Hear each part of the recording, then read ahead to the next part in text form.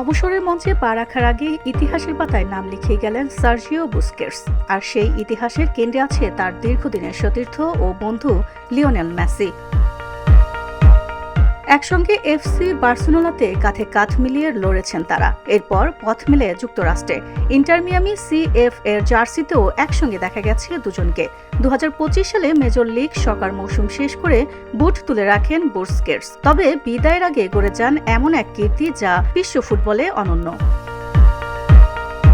International federation of football history and statistics IFFH এর সাম্প্রতিক তথ্য বলছে, পেশাদার ফুটবলে মেসি ও বুস্কেটস একসঙ্গে খেলেছেন মোট 653টি ম্যাচ, যা এখন বিশ্ব রেকর্ড।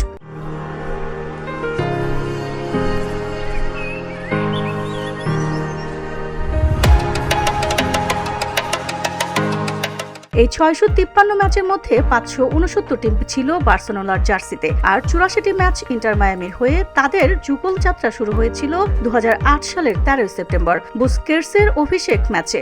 সেই ম্যাচে মেসির পাশাপাশি মাঠে ছিলেন জেরার্ড পিকে। চমকপ্রদ বিষয় হলো, এই তালিকার দ্বিতীয় স্থানেও রয়েছে বুস্কেটসের নাম।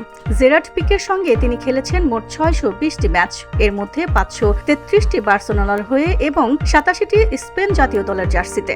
60টির বেশি ম্যাচ একসঙ্গে খেলার নজির পেশাদার ফুটবলে বিরল। সম্প্রতি ম্যানুয়েল নয়ার ও থমাস মুলার এই তালিকার নাম লিখিয়েছেন। জার্মান ক্লাব বায়ার্ন মিউনিখ এর হয়ে তারা একসঙ্গে খেলেছেন 611টি ম্যাচ। একই সঙ্গে ম্যাচ একসঙ্গে খেলেছেন জার্মান কিংবদন্তি গার্ড মুলার ও সেপ মেয়ার। উল্লেখ্য, এই পরিসংখ্যানে শুধুমাত্র শীর্ষ পর্যায়ের প্রতিযোগিতামূলক ম্যাচ গণনা করা হয়েছে, যেখানে দুই ফুটবলারই মাঠে নেমেছিলেন। VOD Bangla news desk.